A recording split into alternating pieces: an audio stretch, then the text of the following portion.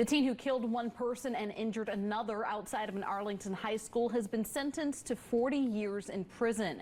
That is the maximum sentence the 16-year-old could have received under Texas law. That shooting happened back in March outside of Lamar High School, killing 16-year-old Jason Poirier.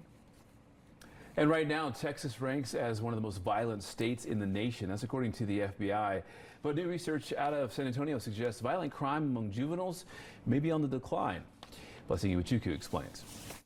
I'm here in Judge Cruz's courtroom where he sees about 10 to 30 young people a day.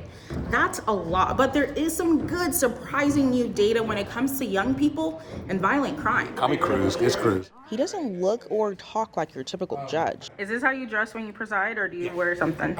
That's because the people who step before William Shaw, aka Cruz's courtroom, are not your typical attendees. So our jurisdiction is between 10 to 16. And then we see 17 and up on very few cases, but we do have the ability to see them past their 19th birthday. These are kids we're talking about, doing very adult things, from stealing cars to carrying guns and even threatening others. The Bexar County District Judge says there's an increase in bad behavior by young people in San Antonio. Again, some as young as 10 years old. In some aspects, we are seeing the increases of crime. Others, we are seeing a very small number of youth committing these exact same offenses.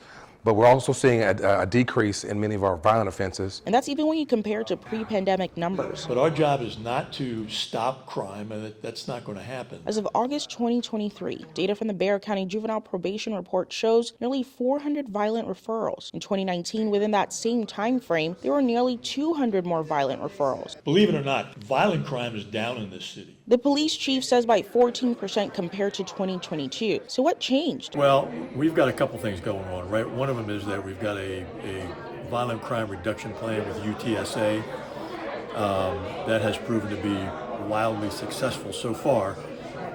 We are going to implement other parts of that strategy as we go toward the end of the year. It's a plan that came too late for Debbie Leal Herrera and her 16-year-old relative. Gone but not forgotten. She's on. What's his name? Gone.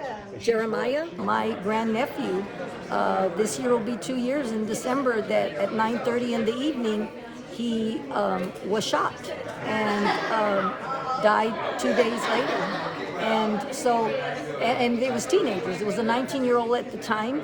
Unfortunately, he still hasn't been found. She and others in the community sounded off to the police chief and Judge Cruz on the current state of juvenile crime in the city. So every kid that comes before me, I believe we can change this kid. But if we can't, then we have to do what we have to do. In San Antonio, I'm Blessing Iwachuku.